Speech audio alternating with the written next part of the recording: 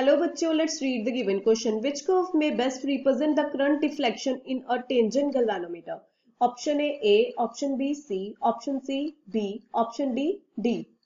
तो यहाँ पे हमारा की कंसेप्ट क्या हो जाएगा?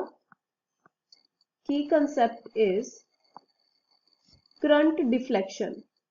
Current deflection.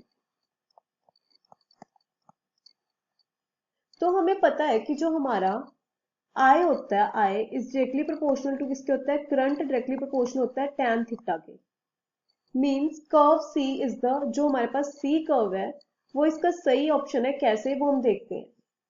जैसे हमारे पास थीटे की वैल्यू होगी 0 डिग्री, 30, 45, 60 और 90.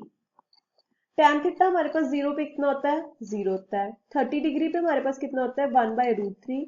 45 पे 1, इस पे √3 और यहाँ पे अनडिफाइंड होता है. तो हमारा कह सकते हैं कि अगर आई डायरेक्टली प्रोपोर्शनल टैन थीटा, तो आई डायरेक्टली प्रोपोर्शनल हो गया थीटा. जैसे जैसे हमारा करंट बढ़ेगा वैसे वैसे हमारी थीटा, जो हमारी करंट की डिफ्लेक्शन है मतलब थीटा है, वो भी बढ़ती जाएगी.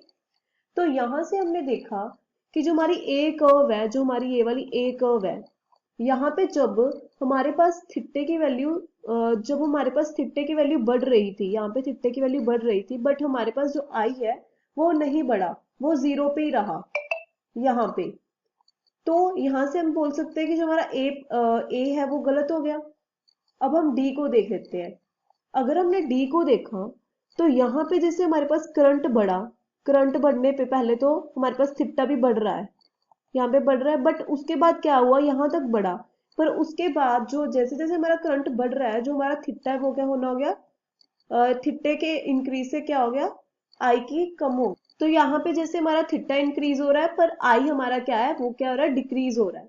तो यहाँ से जो I directly proportional to theta है वो वाला जो रूल है वो गलत हो गया. ये वाला हमारा कंसेप्ट गलत हो गया. तो हमारा डी भी क्या हो गया? गलत हो गया. अब हम बी कर्व देख लेते हैं. जैसे जैसे हमारा करंट इंक्रीज हो रहा है वैसे वैसे हमारा थीटा क्या है? पहले तो देखो यहाँ से इंक्रीज हुआ, पर यहाँ से इसने ऐसे कर्व सी ले ली, मतलब डायरेक्टली प्रोपोर्शनल तो बिल्कुल भी नहीं है. तो यहाँ से जो हमारा ऑप्शन सी है, ऑप्शन सी, ये वाली कर्व बिल्कुल डायरेक्टली प्रोपोर्शनल को शो कर रही है. तो यहाँ से ये ऑप्शन सी हमारा मतलब सी ऑप्शन सही हो गया. तो यहाँ से जो ऑप्शन बी है वो हमारा सही हो गया. ऑप्शन बी सही हो गया और हमारी जो कर्व है वो सी सही हो गई. तो यहाँ से ऑप्शन बी हमारा फाइनल आंसर हो जाएगा. I hope you understand the explanation. Thank you.